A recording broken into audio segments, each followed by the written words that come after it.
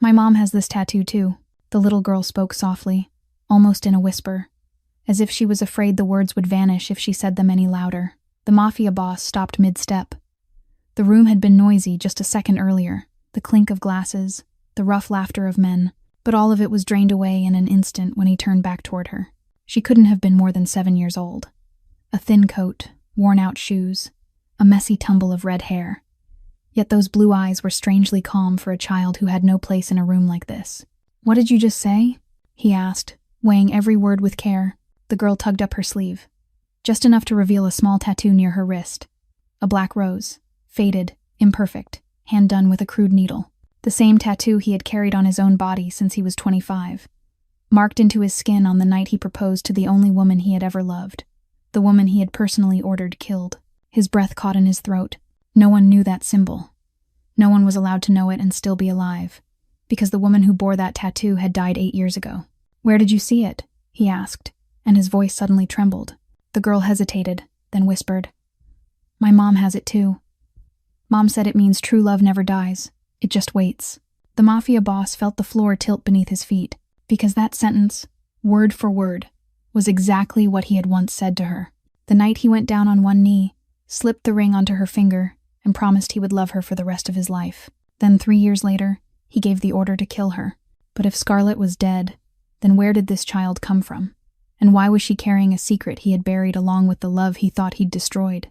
Stay until the end, because what the little girl reveals next will expose a secret the Mafia Boss has been running from for 8 years.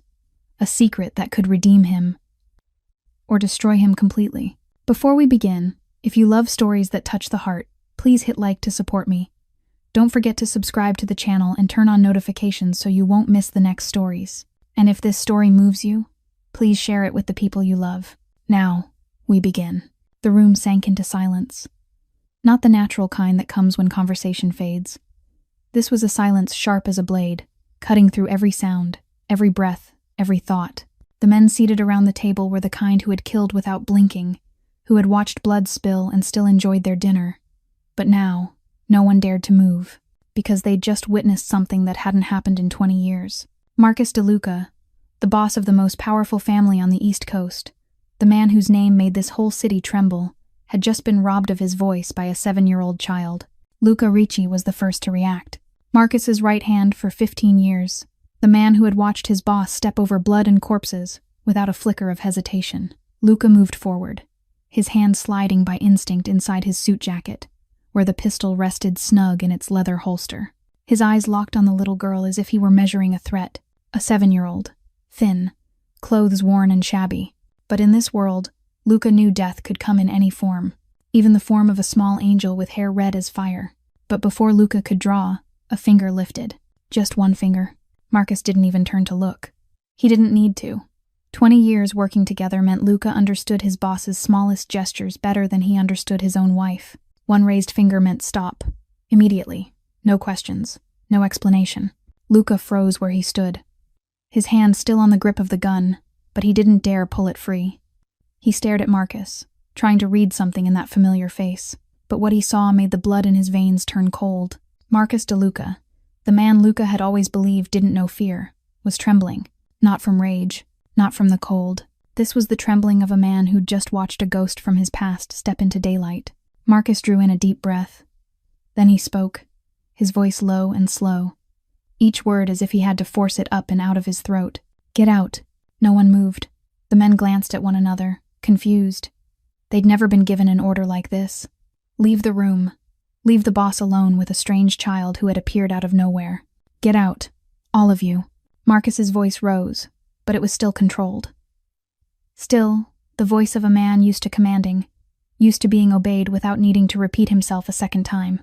Luca stepped closer, lowering his voice so only Marcus could hear. "Boss, let me stay. We don't know who this girl is, where she came from, who sent her here." Marcus turned. His eyes met Luca's, and in that instant, Luca saw something he'd never seen in 15 years. Pain, pure and brutal.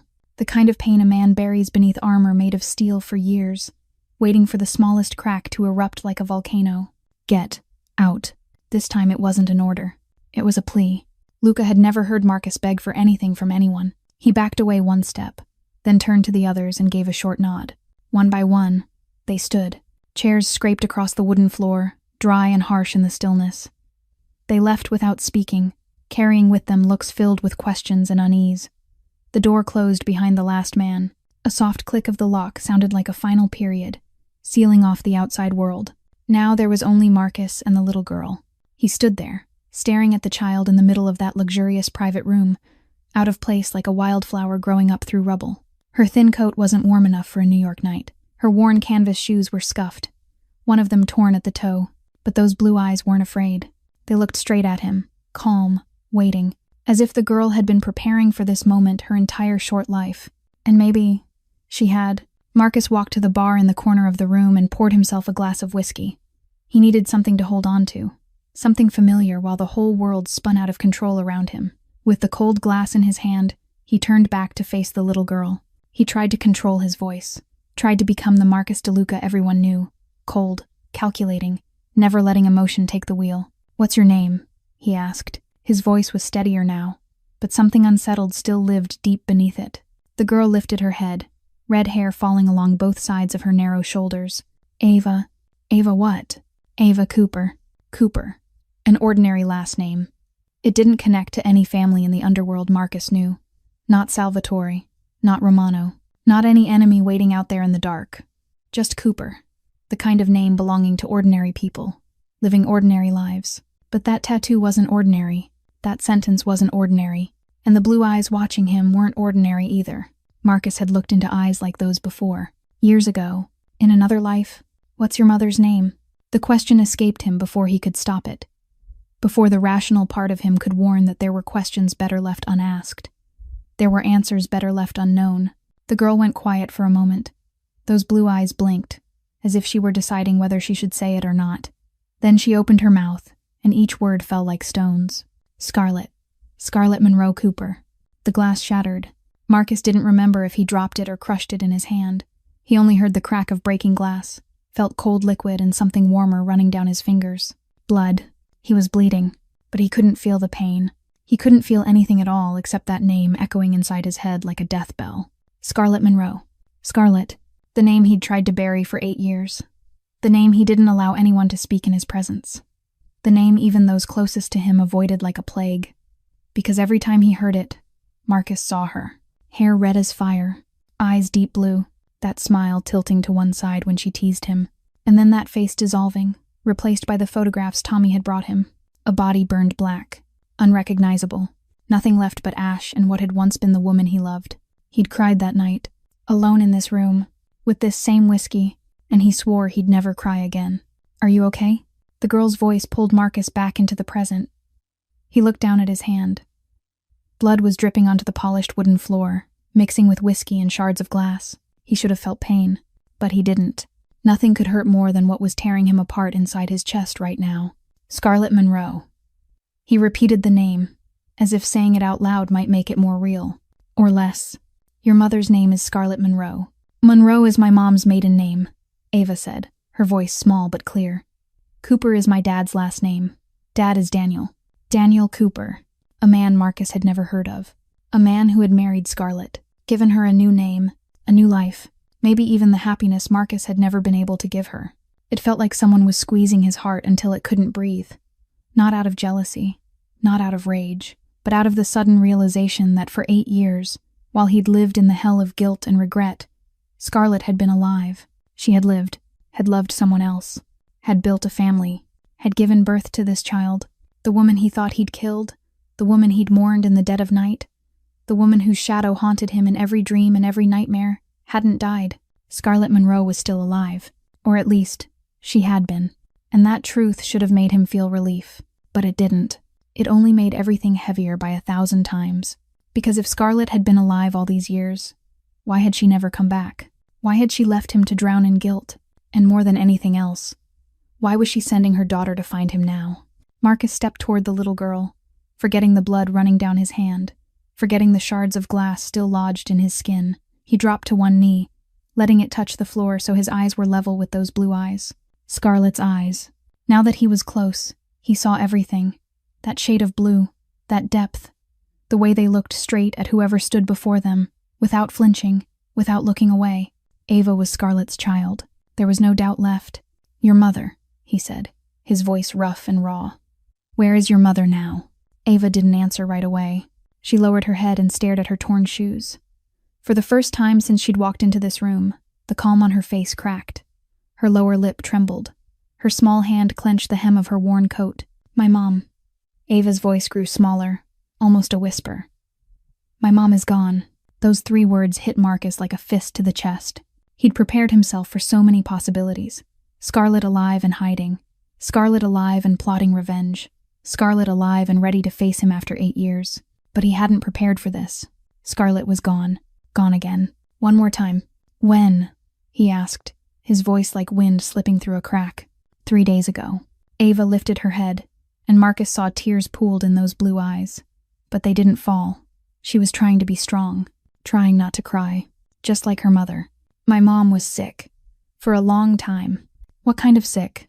"Cancer," Ava said, and the word left her mouth too easily, too practiced, as if she'd been forced to say it far too many times. "Lung cancer. The doctor said Mom only had 6 months. But Mom made it 8 months. She said she needed more time to get everything ready for me." Marcus felt as if someone had drained all the air out of the room.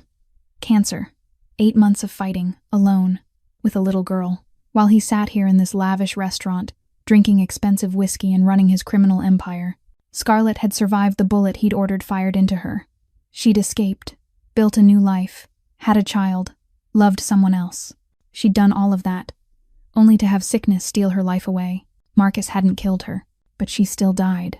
And somehow, that was even more cruel than a bullet. He rose to his feet and stepped back, needing distance just to breathe.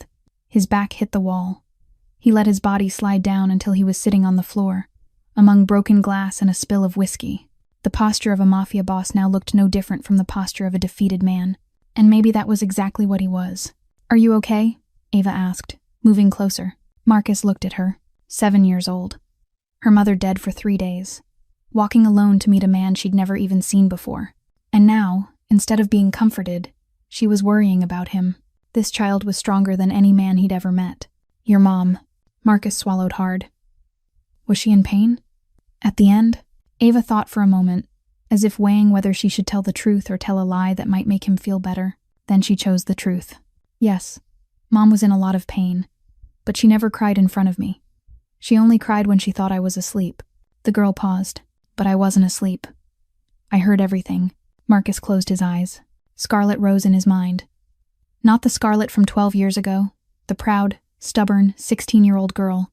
Not the Scarlett from 8 years ago, the woman he betrayed, but a Scarlett he'd never known.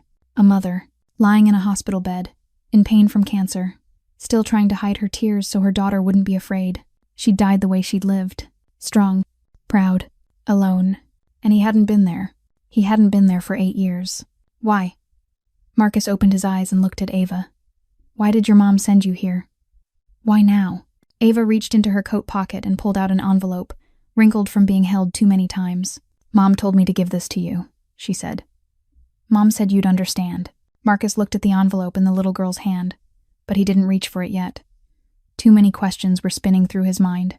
Too many pieces still hadn't clicked into place. "How did you get here?" he asked, his voice still rough. "Oregon is thousands of miles from New York." Ava looked at him, her blue eyes blinking lightly as if the question was too simple to even need explaining. "I took the bus."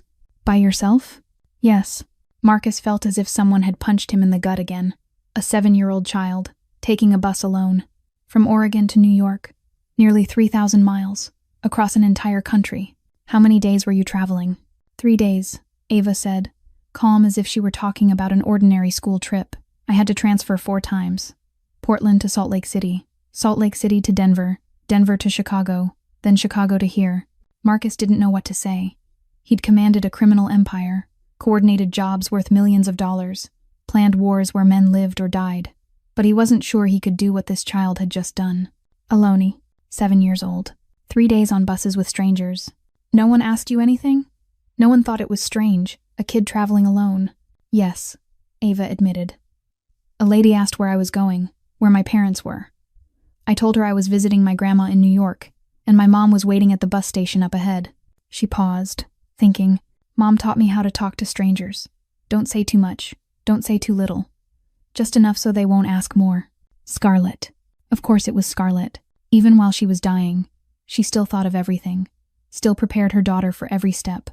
Still taught her how to survive in a world full of danger. What else did your mom teach you? Marcus asked, partly from curiosity, partly because he needed to hear about Scarlett. Needed to know how she'd lived through these 8 years. A lot. Ava sat down on the floor, right across from Marcus, as if this were a normal conversation between two people who'd known each other for years. Mom taught me to read maps when I was 5. Mom said a map is the most important thing, because if you know where you are, you're never really lost. The girl paused, her head tilting slightly to one side. Mom also taught me how to recognize dangerous people. Mom said bad people don't always look bad. Sometimes they smile really pretty, so you have to look at their eyes. Eyes don't know how to lie. Marcus swallowed hard. Scarlett had said something like that to him years ago. The first night they met, she'd looked straight into his eyes and said, "I know you're dangerous, but your eyes don't want to hurt me." And she'd been right. At least, back then. Your mom.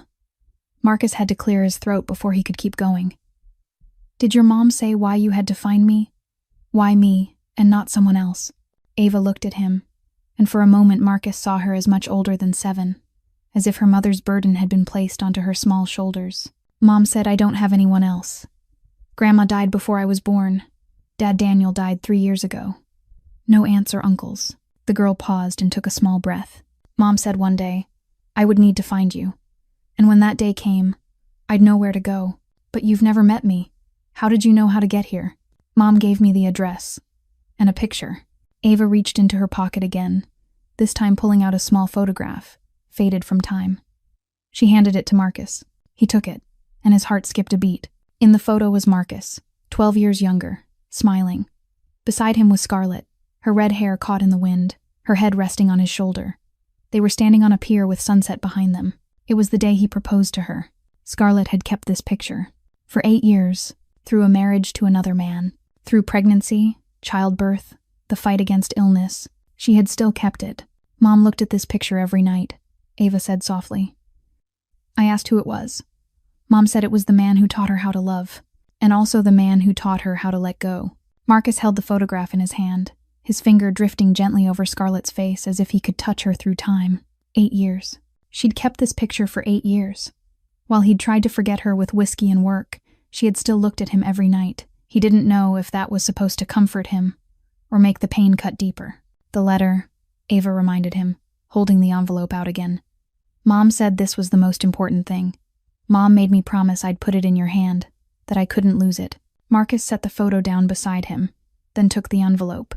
It felt weightless in his hand, nothing but paper and ink. Yet he had the sense he was holding a bomb. There was no name on the front, only a small black rose drawn in the corner. Their symbol, their secret. He turned it over and saw it had been sealed carefully, but there was no wax stamp. Scarlett hadn't had the strength for those delicate details in her final days. He opened the envelope and pulled out the pages inside. Cheap notebook paper, the kind torn from a spiral-bound pad. But the handwriting made him stop breathing. He recognized it instantly. The soft curves, the small circles she used instead of dots over the letter I. The way the letters slanted to the right as if they were running toward the future. This was Scarlett's writing. The writing he'd read on hundreds of little notes she'd left on his pillow, on the kitchen table, in the pocket of his coat. Notes he had burned after that fateful night, because he couldn't bear to look at them. His hand trembled as he began to read. Marcus, if Ava is handing you this letter, it means I'm gone. Don't blame her for finding you. I taught her too well, maybe even better than anything you ever taught me. You're probably wondering how I'm still alive, how I got out that night. The answer is simpler than you think. The killer you hired had a conscience. Funny, isn't it? In our world, where compassion is seen as a deadly weakness, you ended up hiring the only murderer left who still knew mercy. Tommy the ghost, the man you trusted most, the one you paid $200,000 to end my life. Turns out he still had a piece of humanity somewhere beneath the shell of a cold-blooded assassin. Marcus stopped, breathing fast. Tommy. His most reliable hitman. The man he'd handed the most important, most painful job of his life. And Tommy had deceived him. For 8 years, he kept reading, his eyes moving over each line of shaky but still clear handwriting. That night, Tommy arrived exactly as planned. I was in the safe apartment you arranged, naive enough to think you'd sent someone to protect me. When I saw the gun, I understood everything. I understood you had chosen, and I didn't blame you. Even then, I didn't blame you. I understood your world had no room for weakness, but Tommy didn't shoot me. He stood there, gun aimed at my head, his finger on the trigger. I closed my eyes and waited, but the gunshot never came. When I opened my eyes, Tommy was looking at me with a strange expression. He asked if I was pregnant. I didn't understand why he was asking. I said no. He was silent for a long time. Then he said, "You remind me of my sister. She had red hair like that too. She was killed by her boyfriend because she knew too much." I didn't know what to say. I just stood there, waiting for my fate. Then Tommy did something I never could have imagined. He put the gun down, walked outside, and came back with a body.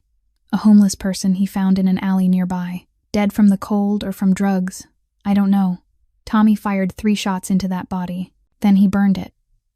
Swapped dental records. He did everything clean and professional, the way he always did with other targets. After that, he turned to me and said, "You've got 10 minutes to disappear. Don't contact anyone. Don't come back to this city. If I see you again, I'll finish the job. This time there won't be an exception." I didn't need to hear it twice. I ran without looking back. Ran until my legs couldn't carry me anymore. Marcus let the pages fall into his lap. His hands were shaking violently. Tommy, the man he'd trusted completely. The man he'd paid generously and never once suspected. The man who had handed him photographs of a burned, unrecognizable body and sworn the job was done. It had all been a lie that lasted 8 years, and somehow, that lie had saved Scarlett's life, had given her a new life, had created the child sitting in front of him now. He didn't know whether to thank Tommy or hate him. Marcus drew a deep breath, fighting to steady the trembling in his hands. He gathered the pages again and kept reading. He had to know. He had to know how she had lived through the years he believed she was dead. I ran all night. I had nothing with me except the clothes on my back and a little cash I'd hidden in my bra. I learned that in the years I spent on the streets before I met you, always have a plan B, always have money to run. I didn't know where I was going. I only knew I had to go far. As far from New York as possible. As far from you as possible. I jumped freight trains, hitched rides with truckers, walked when I had no other choice. I changed my name, changed my hair color, changed everything I could change.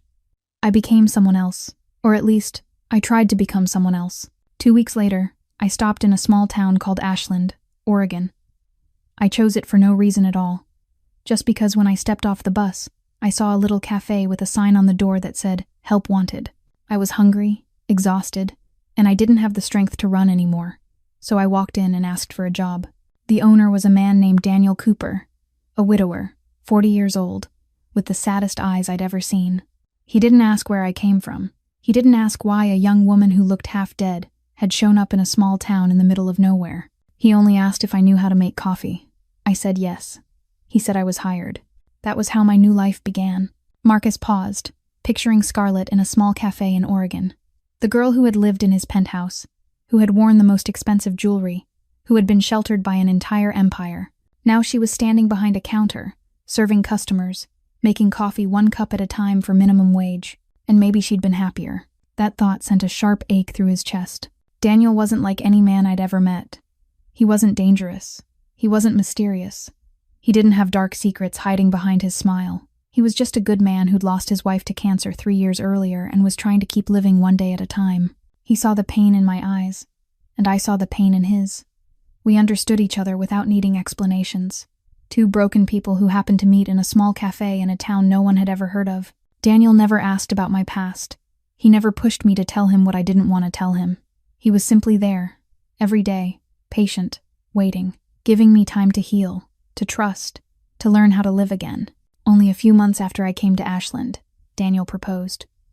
No diamond ring, no fancy dinner, just him, me, and a simple silver ring he made himself from an old coin. He asked if I wanted to build a new life with him. I said yes. I didn't love Daniel the way I loved you. Marcus, I need you to know that. My love for you was a fire, intense, burning, and in the end it scorched both of us. My love for Daniel was a candle, warm, gentle, enough to light the dark days, different, but both were love. Ava was born less than a year after the wedding. She was the most beautiful thing I'd ever seen in my life. When I held her for the first time, I understood why I had to live, why Tommy spared me, why I had to run, to endure, to start over from nothing. It was all for this moment, to look into my daughter's eyes and see a future. I named her Ava. It means life, because she was proof that I was still alive, that I hadn't died that night, that something good could grow out of the ashes of tragedy. Marcus looked over at Ava. She sat in silence, her blue eyes watching every expression on his face. Life. Scarlett had named her child Life, and that was exactly what she was. Sitting here, in this luxurious room filled with shadows, Ava was like a small candle burning. He turned back to the letter. We had 5 years of happiness. 5 years of the most peaceful life I ever knew. Daniel, Ava, the little cafe, and a house with a garden behind it. I grew roses. Marcus, red roses, not black. I wanted to see color. I wanted to believe in brighter things. Then the accident happened. 3 years ago, Daniel went out to deliver an order for a regular customer in the next town. The road was slick from rain. A truck lost control. Daniel never came home.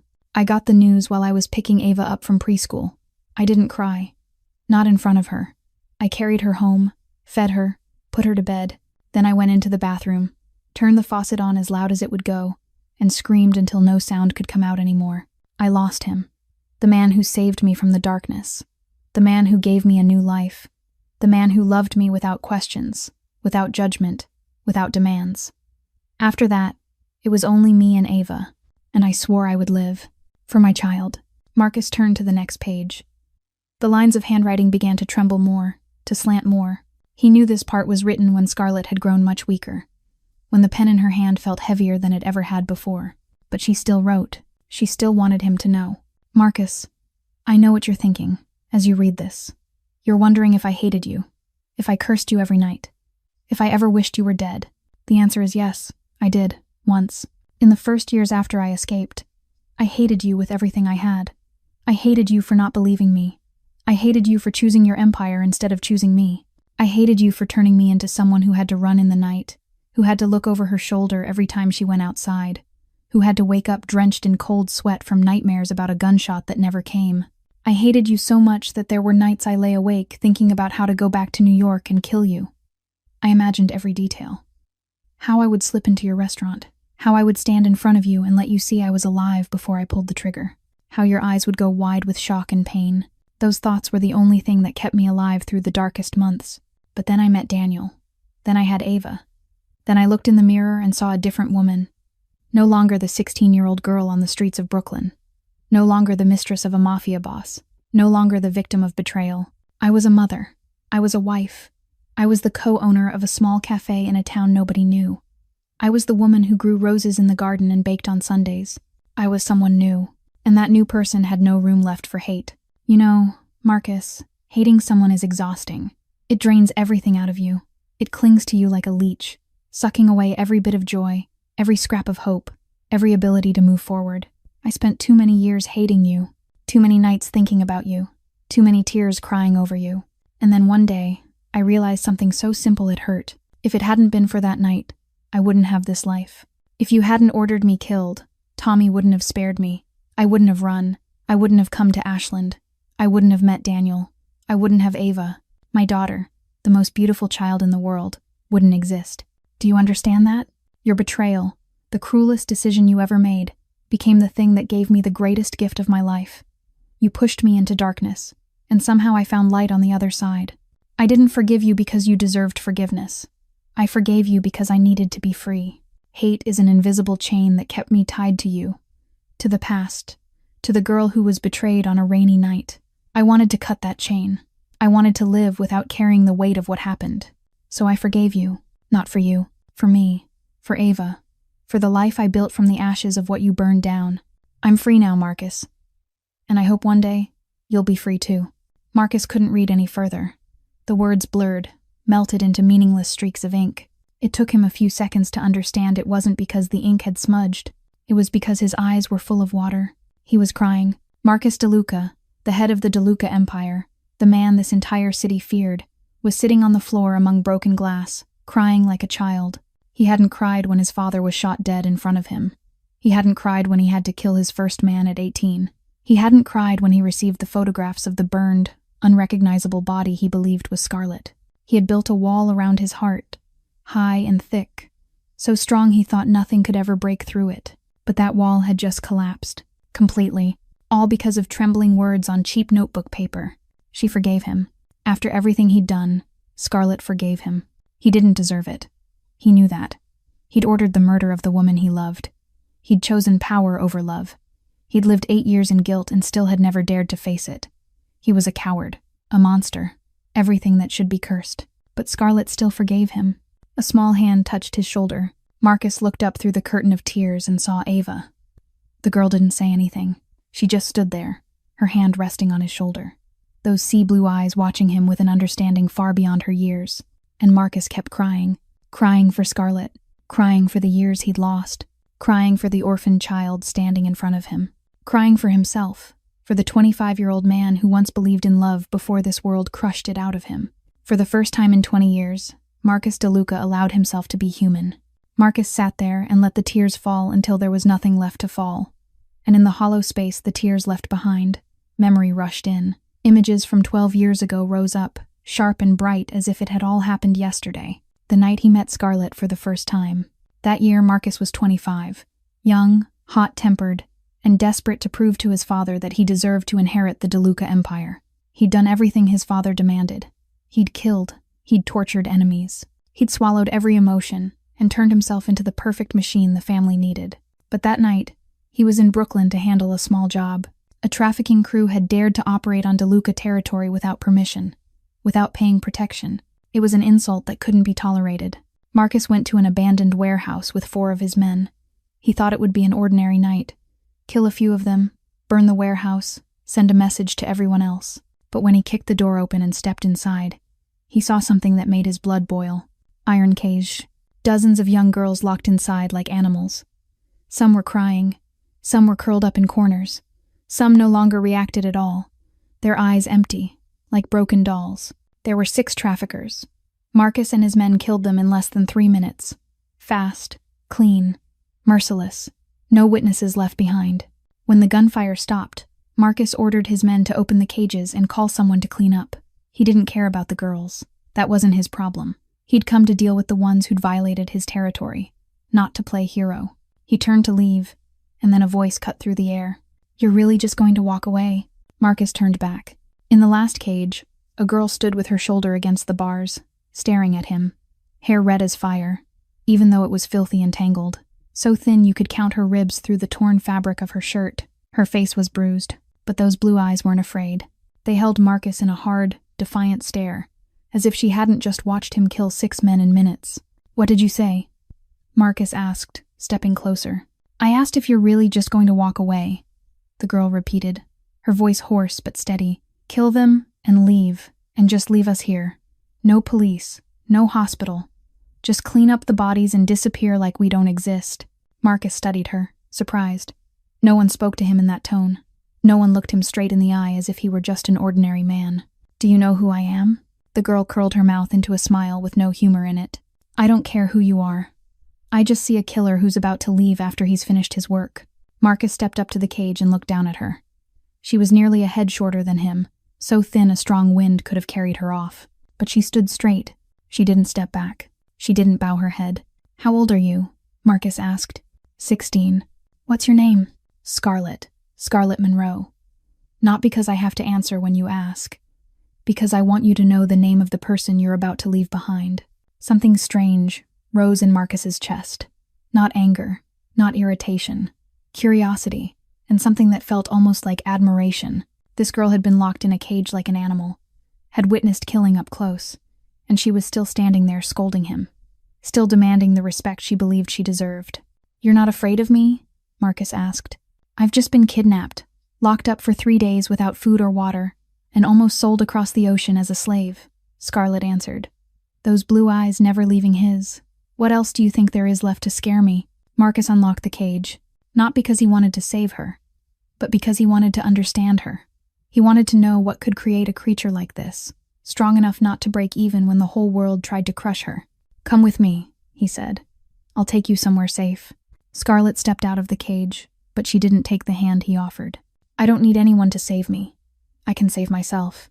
And Marcus, for the first time in his life, truly laughed. "I believe you," he said, "but let me help anyway." That night, Marcus took Scarlett back to his penthouse. Not with bad intentions. He just didn't know where else to bring her. A 16-year-old girl with no family, no home, nothing but torn clothes and those blue eyes full of defiance. He meant to let her stay a few days, until he could find somewhere more suitable. But a few days became a few weeks. A few weeks became a few months. And then he no longer wanted to let her go. Scarlett wasn't like anyone Marcus had ever met. She wasn't afraid of him. She didn't try to please him.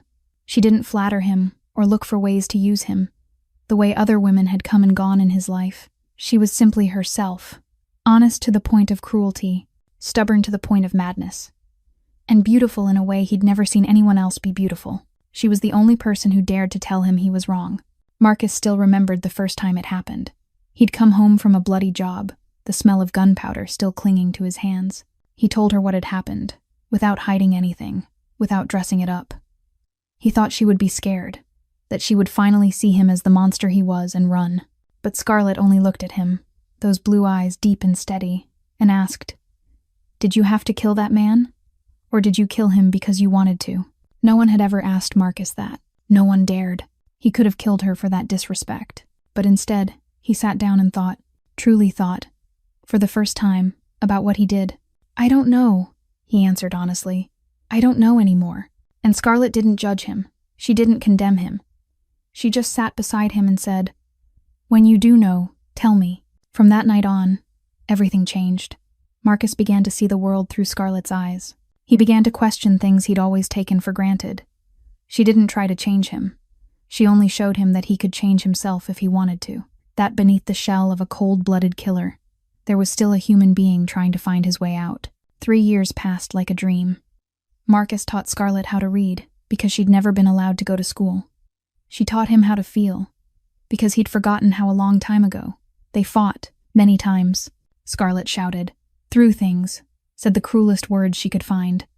Marcus slammed his fist on tables, growled, threatened, but they always came back to each other, always found a way to heal, because no matter how angry they were, they couldn't imagine life without the other. The tattoo night was Scarlett's idea. She wanted something that belonged only to the two of them. Not a ring, not a necklace, something no one could ever take away. "A black rose," she said, sketching it on paper. "Because I'm your rose, and black because we both belong to the darkness." Marcus agreed without hesitation. They found an old tattoo artist in Brooklyn, the same man who had tattooed Marcus's father many years earlier. In a cramped room thick with ink and antiseptic, they lay side by side, hand in hand, while the needle carved their symbol into their skin. It hurt, but it was the kind of pain Marcus was willing to endure, because from that night on, he and Scarlett would carry each other's mark on their bodies, forever. The proposal came 6 months later, on a pier at sunset. Marcus went down on one knee, his hand trembling as he opened a red velvet box. He'd faced dozens of guns aimed at his head without shaking, but now, in front of a red-haired girl with eyes as blue as the sea, he trembled like a child. "Will you be with me?" he asked, his voice rough. "Not because I can give you a good life, but because I can't live without you." Scarlett looked at him, tears sliding down her cheeks, but she smiled. That one-sided smile he loved like madness. "Do you know what true love is?" she asked. Marcus shook his head. Scarlett knelt in front of him, lifted his face in both hands, and looked straight into his eyes. "True love never dies," she said, her voice like an oath. "It just waits." Then she kissed him. And Marcus, for the first time in his life, believed he deserved to be loved. But every dream ends eventually, and Marcus's dream ended on a rainy night, 3 years after the proposal on the pier. The night he was forced to make the cruelest choice of his life. The Salvatore family had been enemies of the DeLucas for 3 generations. They controlled the docks, monopolized the smuggling routes from Europe. Marcus's father had fought them. Marcus's grandfather had fought them. And now Marcus decided to end the war once and for all. Not with negotiation, not with a deal, but by wiping the entire Salvatore family off the map. The plan was perfect. Marcus spent 6 months preparing, bribing someone on the inside, gathering information, building a schedule down to the minute. The following Saturday night, when the entire Salvatore family gathered at their mansion on Long Island for the birthday of Victor Salvatore Sr., Marcus's men would strike. Fast, clean, leaving no one behind, ending 3 generations of hatred in a single night. Scarlett discovered the plan by accident. She overheard Marcus speaking with Luca in his office. She hadn't meant to eavesdrop. She was only walking past, and the door wasn't fully closed. But what she heard changed everything. "Leave no one," Marcus said, his voice cold as ice. "Even the women and the children. We can't leave seeds behind." Scarlett froze outside the door. Women and children. Marcus, the man she loved, the man who had saved her from traffickers, was planning to kill women and children. She knew his world was dark. She'd accepted that long ago, but this was a line she couldn't cross. That night, when Marcus came back to the bedroom, Scarlett was waiting. She sat on the bed, spine straight, blue eyes burning with anger. "I know your plan," she said, her voice shaking but firm. "I heard everything." Marcus stopped in the doorway. His face showed no emotion. "What did you hear? You're going to kill their entire family. The women, the children. You're going to turn yourself into a monster." Marcus walked into the room and closed the door behind him. "This is war, Scarlett. In war there are no innocent people. And the children?" Scarlett stood and stepped closer. "What did the children do? Did they get to choose the family they were born into? Did they get to choose their parents? If we let them live, they'll grow up and take revenge. The cycle will never end. So you kill them to end the cycle?" Scarlett gave a bitter laugh. "Do you hear yourself? You're justifying killing children." Marcus grabbed her shoulders and looked straight into her eyes. "You don't understand. This is how this world works. Kill or be killed. If I don't do it, they'll do it to my family." "Then find another way," Scarlett screamed, tears starting to fall. "Only kill the guilty. Spare the innocent. You saved me once, remember? I was innocent too, dragged into this world. If that night you'd decided to kill everyone in that warehouse, I wouldn't be standing here." Marcus went silent. He had no answer to that, because Scarlett was right. If he'd followed the logic of leave no one behind from the start, she would have died 12 years ago. "Please," Scarlett took his hand, her voice breaking. "Don't do this. Don't become the thing you hate. You can still choose differently." Marcus looked at her, his heart shattering. He wanted to agree, to cancel the plan, to do anything to keep her smile, but he couldn't. Too many people already knew. Too much money had been poured into it. Too much was hanging on this plan. If he backed out now, he would lose everything: the respect of his men, his power, the empire his father and grandfather had built. "I can't," he said, his voice like a sigh. Scarlett stepped back, blue eyes full of disappointment and pain. "Then I can't stay silent either," she said, her voice turning cold. "I'll go to the FBI. I'll tell them everything. I won't let you kill innocent children." Marcus's world collapsed in that moment. She was threatening him. Scarlett, the woman he loved more than his own life, was threatening to betray him, threatening to destroy everything he'd built, and he knew she meant it. Scarlett never made empty threats. She was a woman who did what she said she would do. That was one of the things he loved most about her, and now it was the thing that would get her killed. Marcus left the room without another word. He went downstairs and called Tommy. His voice didn't shake. He didn't hesitate, because if he hesitated, he wouldn't be able to do it. "Handle her," he said. 3 words, short, cold, tonight, clean. Then he hung up, and he sat there in the dark, not daring to look up at the stairs, not daring to think about Scarlett upstairs, still waiting for him to come back, not daring to face what he had just done. He had ordered the death of the woman he loved, and he didn't have the courage to look into her eyes one last time. The memory dissolved like mist when Marcus heard Ava's voice. He came back to the present, sitting on the restaurant floor among broken glass, Scarlett's pages still in his hands. His eyes were still red, tear tracks not yet dry on his cheeks. In front of him, the 7-year-old girl with red hair and blue eyes watched him closely, waiting with the patience of someone who seemed to have an entire lifetime to wait. "You're crying because of my mom, aren't you?" Ava asked gently. Marcus nodded, not bothering to hide it. He was tired of hiding, tired of wearing masks. This child had brought him the truth. The least he could do was answer with truth. "You and my mom." Ava sat down across from him, legs folded, hands resting on her knees. "What happened between you two?" Marcus looked at her. 7 years old. She was only 7. Should he tell a 7-year-old about betrayal?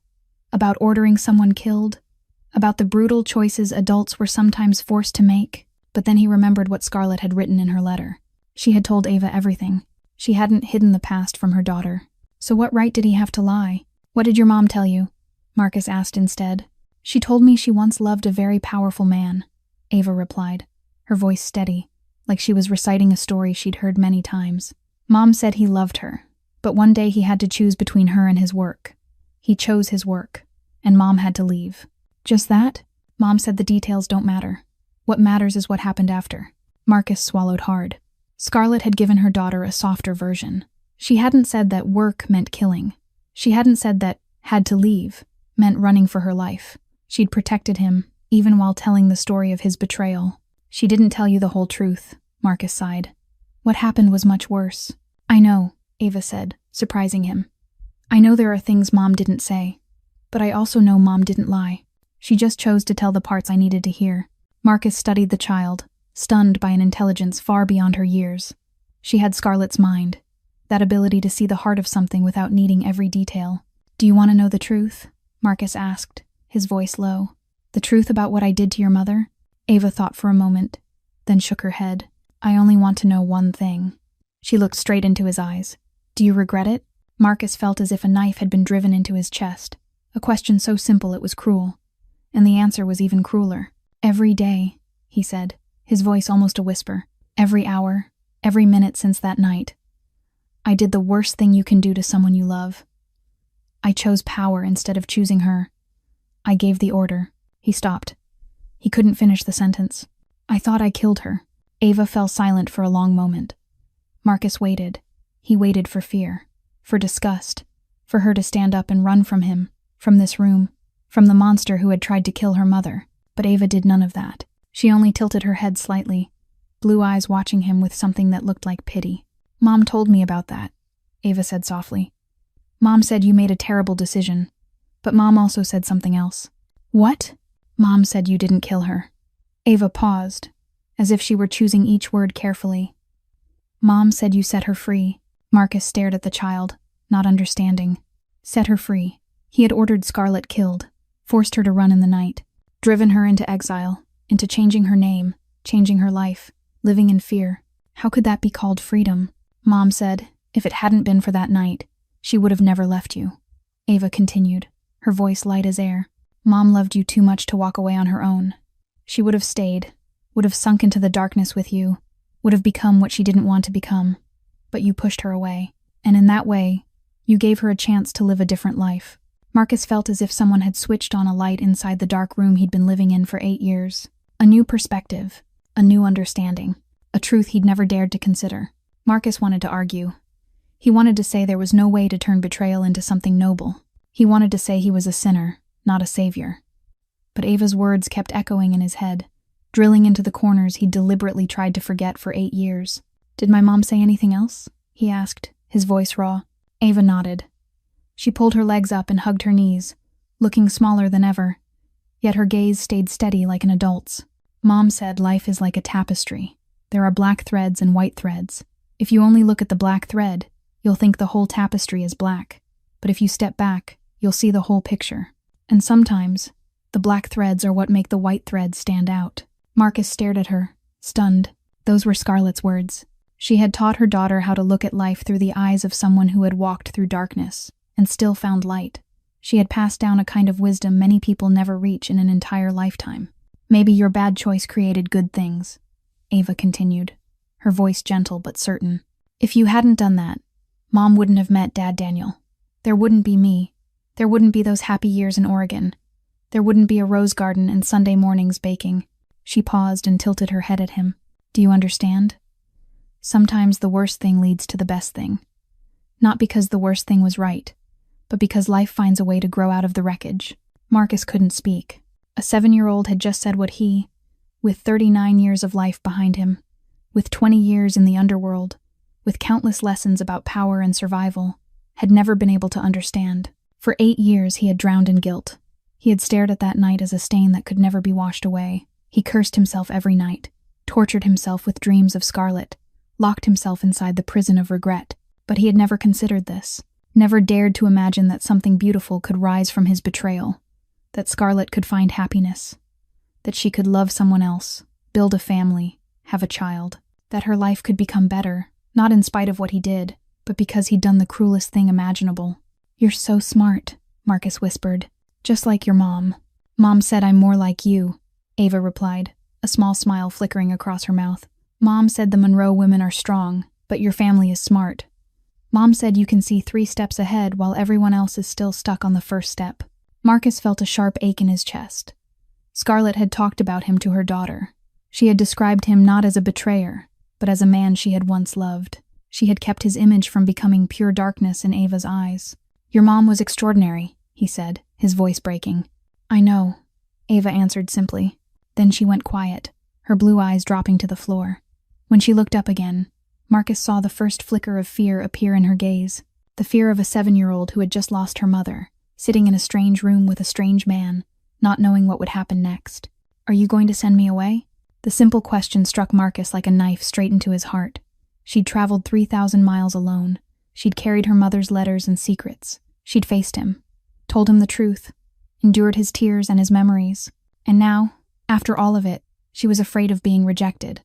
Afraid the man her mother had sent her to would turn his back, push her out the door, leave her alone in the world. Marcus stood, stepped in front of Ava, then lowered himself to one knee again so his eyes were level with hers. He placed both hands on her shoulders, feeling how thin and fragile she was beneath that light coat. No, he said, steadier than anything he'd ever said in his life. I'm never going to send you away. You're family, and family never abandons each other. Ava looked at him, blue eyes shining. You promise? I promise, Marcus said. True love never dies. It just waits. And for the first time since she'd walked into that room, Ava cried. Marcus wrapped his arms around the little girl and let Ava cry into his shoulder. Her small body trembled in his embrace, the muffled sound of her sobs filling the quiet room. This was the first time Ava had allowed herself to be weak since her mother died. For 3 days, she'd had to be strong, had to handle everything on her own, had to cross an entire country alone, carrying the weight of secrets and promises. Now, in the arms of the man her mother had entrusted her to, she could finally let go. Marcus didn't say anything. He only held her and let her cry until there were no tears left. He remembered Scarlett crying like this too, in the first nights after he brought her to the penthouse, when memories of the iron cage came crashing back. He'd held her the same way, silent, patient, until the storm passed. When Ava finally calmed down, she leaned back and wiped her tears with her sleeve. I'm sorry, she said, her voice still thick. I didn't mean to cry. You don't have to apologize, Marcus replied softly. Crying doesn't mean you're weak. Your mom used to tell me that too. Ava nodded. Then, as if she suddenly remembered something, she slipped her hand into her coat pocket. There's one more thing, she said, pulling out a small wooden box. Old, its surface worn smooth by time. Mom told me to give this to you. Mom said it belongs to you. Marcus stared at the box, his heart beating faster. He recognized it immediately. The red velvet box he'd bought from the most expensive jeweler in Manhattan, the box that held his promise to Scarlett on that pier at sunset. But the red velvet outside had faded, frayed, become something completely different from the luxury it once was. He took the box with trembling hands. It felt weightless, and heavier than anything he'd ever held. He lifted the lid, and his heart skipped a beat. The ring was still there. The engagement ring he'd given Scarlett 12 years ago. White gold, a small but flawless diamond in the center, and an inscription inside that only the two of them knew. Marcus lifted the ring out, turned it slowly between his fingers, and read the words carved into memory. Until the darkness ends. M and S. He'd chosen that line because it reflected what they were. Two people born from darkness, finding each other in darkness, loving each other in darkness. And he'd promised to stay with her until the darkness ended, until they found the light, until death separated them. But he'd broken that promise. He had become the darkness that swallowed her instead of protecting her from it. Your mom kept it for 8 years? Marcus asked, his voice barely above a whisper. Yes. Ava nodded. Mom never wore it.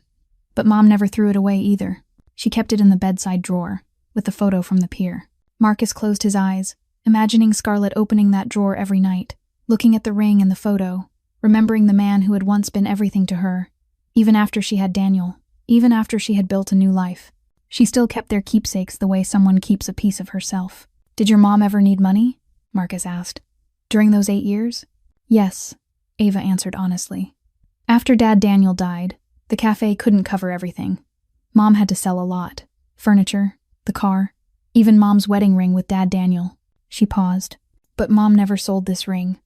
I asked why, and Mom said some things can't be priced. Marcus felt as if someone was squeezing his heart until it couldn't breathe. Scarlett had been so broke she sold her wedding ring from the husband she'd lost, but she still kept his ring. The ring from the man who had tried to kill her. The ring that carried a promise he'd betrayed. Why? He whispered. The question not meant for Ava, but for Scarlett, for the universe, for anyone who could answer. Why did she keep it? Mom said this ring wasn't hers, Ava replied. Mom said she was only holding it, because one day it would need to go back to its true owner. Marcus looked down at the ring in his palm. Small, bright, carrying 8 years of memory and waiting.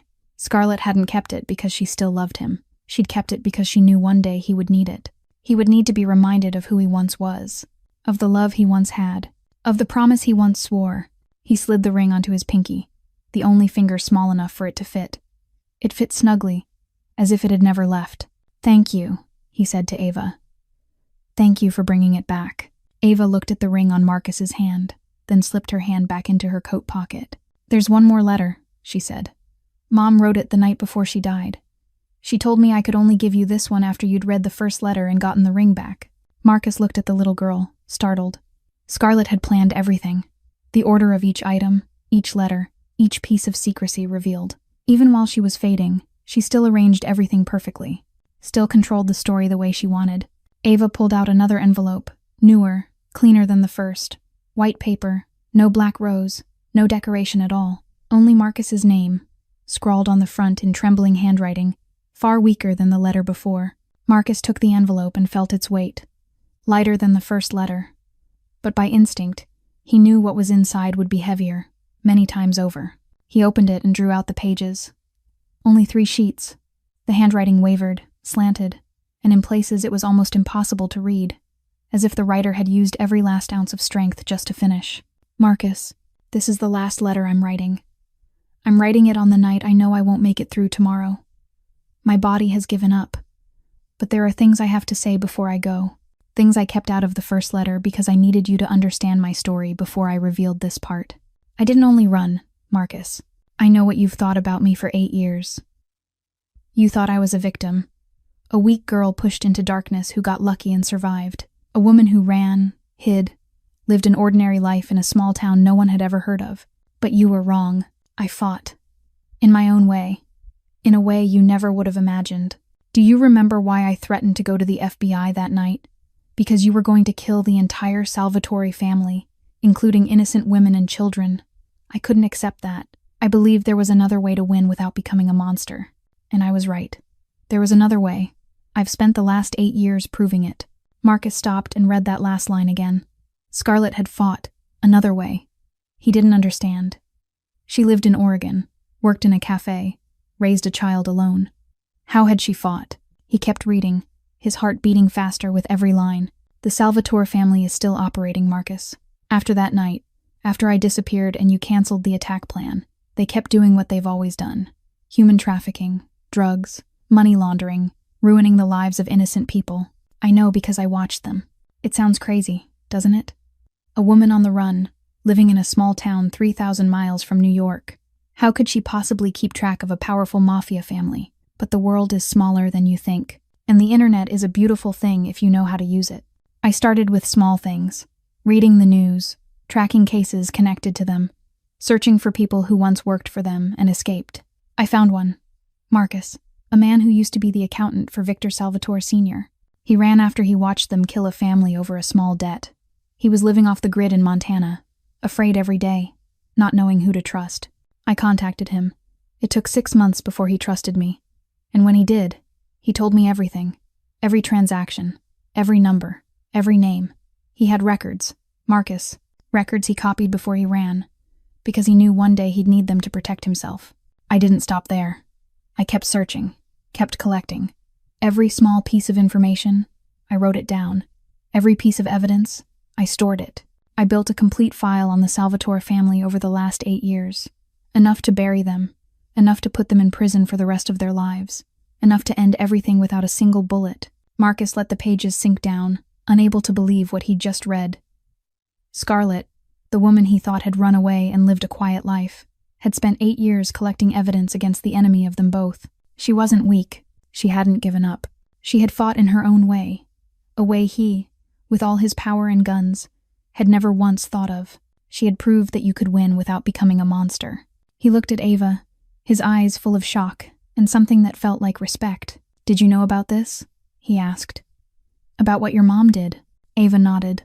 "Mom told me when she started getting weaker," she said. "Mom said someone needed to know, in case she couldn't finish." She paused, her blue eyes holding Marcus's without blinking. "Mom said if she couldn't do it, you would." Marcus gathered the pages again and kept reading, his hands trembling. Every line opened a new world, a new Scarlet he'd never known. "I didn't do it alone, Marcus. I'm not crazy enough to think I could take on the Salvatores with nothing but a few bits of information gathered from the internet. I needed someone inside the system, someone with the power to act, someone clean, someone who couldn't be bought. I found her. Her name is Rebecca Walsh, an FBI agent, 35 years old. She spent 3 years trying to build a case against the Salvatores, but never had enough evidence. She's clean, Marcus, truly clean, the rare kind of person who believes in justice and is willing to fight for it, even if it costs her career. I contacted her for the first time 5 years ago, anonymous, through an email address that couldn't be traced. I sent her one small piece of information about a Salvatore drug shipment. She checked it, found it was accurate, and wrote back. I sent more. She checked more. That's how it went, piece by piece, building trust with her. She didn't know who I was. She didn't know where I was. She didn't know why I was doing this. I kept my distance because I knew in this world, trusting someone completely can mean death. But I trusted her enough to keep working with her, and she trusted me enough not to try to trace my source. 5 years, Marcus.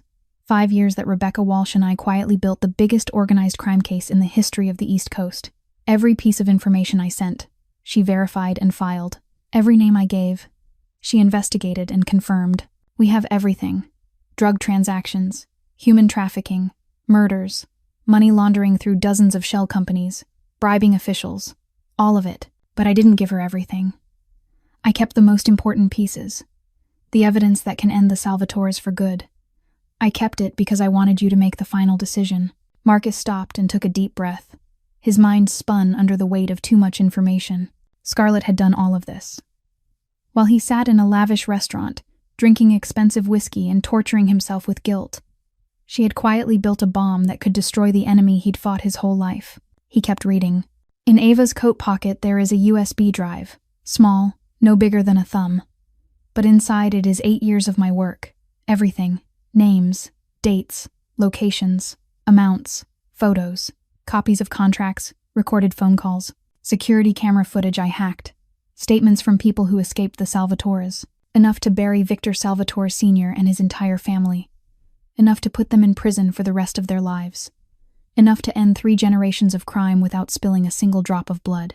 But I didn't give it to Rebecca Walsh. I gave it to you, because you have a choice, Marcus. You always have. That night, you chose. Right or wrong, you chose what you thought you had to. Now I want you to choose again. You have 2 options. 1. Destroy the USB drive. Burn it, crush it, throw it into the Hudson River. Keep everything the way it is. Continue the war with the Salvatores the way you always have. With guns, with blood, with endless death. Keep being the Marcus DeLuca this world knows. 2.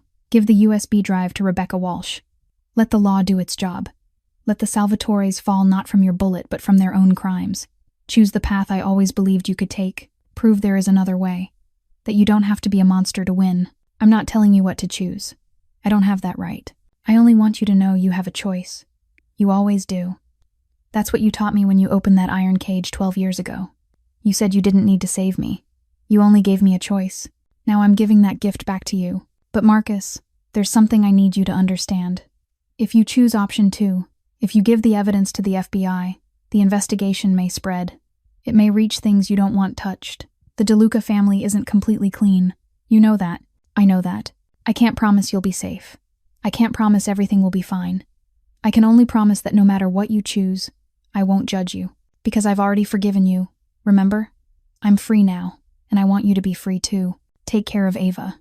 Not because I'm asking, but because she deserves to be loved. She is the best thing I'm leaving behind in this world. And if you love me, even a little, love my daughter. Love you always, wherever I am now. Scarlett. P.S.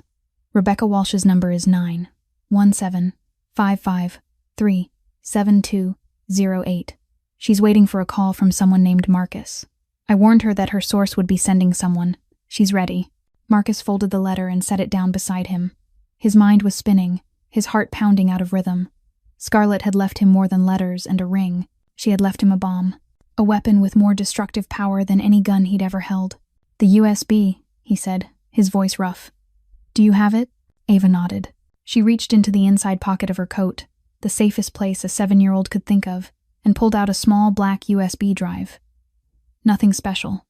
No sticker, no label, no identifying mark. Just an ordinary storage device anyone could buy in an electronics store for a few dollars. But inside, it was 8 years of Scarlett's life. 8 years of gathering, investigating, building. 8 years of fighting quietly while the world believed she had simply run away. Marcus took the USB and felt its weight in his palm. Light in the physical sense, heavy as a mountain in meaning. He stared at it, turned it slowly between his fingers, and thought about the 2 paths Scarlett had laid out for him. Destroy it. Simple. Quick. He could snap the USB in half right now, toss it into a fire, and keep living as if none of this had ever happened. Keep being Marcus DeLuca, boss of the most powerful family on the East Coast. Keep fighting the Salvatores the way he always had. With bullets, with blood, with deaths that never ended. Or hand it to the FBI. Let the law take the Salvatores down. Let them fall not because of his gun, but because of their own crimes. But that road had a price. Scarlett had made that clear. The investigation could spread. It could reach secrets he wanted buried. The DeLucas weren't clean. His hands had been stained too many times to stand comfortably in the light of justice. If he gave the USB to Agent Walsh, the Salvatores would fall. But the DeLucas could be dragged down with them. The empire his father, his grandfather, and he himself had spent a lifetime building could dissolve into smoke. Everything he had fought to protect, everything he had sacrificed to hold on to, could vanish inside a single investigation. Marcus stood and walked to the window, looking out over the city at night. New York glittered below, millions of lights like stars that had fallen to the ground. This city belonged to him. Every street, every shadowed corner, every dock. He had spilled blood to control it, killed to protect it, lost Scarlett because of it. And now she was asking him to place it all on the scales. "What are you thinking?" Ava's voice came from behind him. Marcus didn't turn around. He kept staring out the window, the USB clenched tight in his hand. "I'm thinking about choices," he said, "and the price of them." "Mom said the right choice is usually the hardest one," Ava said softly. "Mom said if a decision feels too easy, maybe it isn't the right one." Marcus turned and looked at her. 7 years old, sitting in a luxurious room filled with darkness, carrying her mother's legacy and a wisdom far beyond her years. She wasn't forcing him toward any answer. She wasn't telling him what to do. She was only repeating what her mother had taught her and leaving him to decide. "What do you want me to choose?" Marcus asked. Ava shook her head. "I don't want you to choose anything.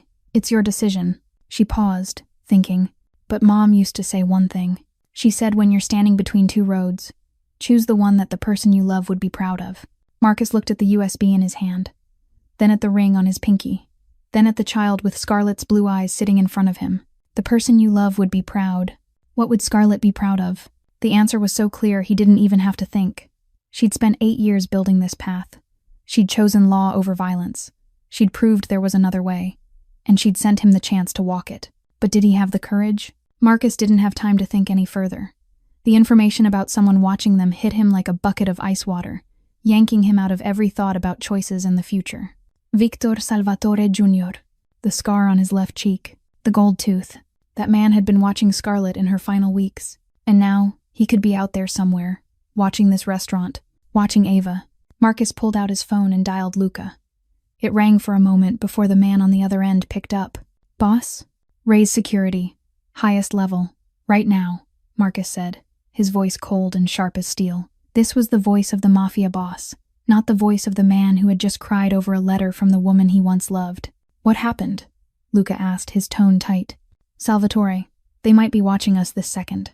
Marcus walked to the window, pulled the curtain aside, and looked down at the street below. "Check for any unfamiliar vehicles parked around here, especially anything that's been sitting there since about 2 hours ago, when the kid arrived." A brief silence. Luca's voice barking orders to someone on his end. Then Luca came back, tighter than before. "There's a black SUV parked at the end of the block, across the street. It's been there since the kid showed up. Tinted windows. Can't see inside." Marcus clenched the phone. Exactly what he feared. The Salvatores hadn't just watched Scarlett in Oregon.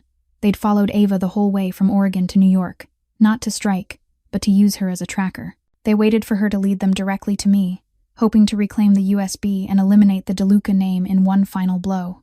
And they'd stayed close, like vultures waiting for prey to finally collapse. "How many?" Marcus asked. "Can't confirm. But if it's Salvatore, they never travel alone. Call in more men. Everyone who can get here within 30 minutes. Lock down every entrance and exit. No one in or out without my permission."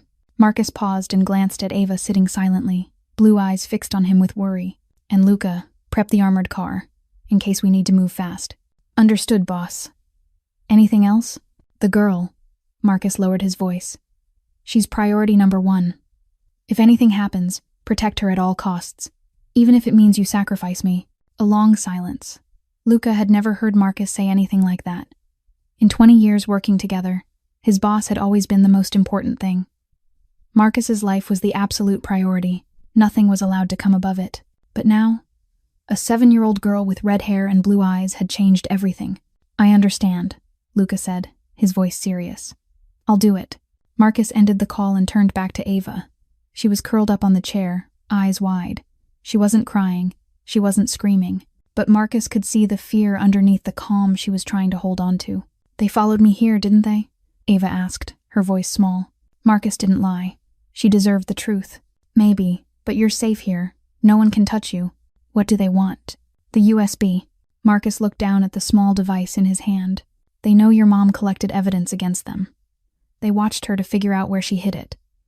And when your mom died, they followed you, hoping you'd lead them to it." Ava went quiet for a moment, then asked, "If you give them the USB, will they go away?" Marcus knelt in front of her, looking straight into those blue eyes. "No, they'll never go away. Whether I hand it over or not, they'll still want to erase every threat. And you, the daughter of the woman who built a case against them for 8 years, are a threat in their eyes." Ava's eyes dimmed. She understood. She understood there was no running, no bargaining. The Salvatores wouldn't stop until she, and everything tied to her mother, was wiped out. Marcus stood, feeling the weight of the USB in his hand. The war he'd delayed for 8 years.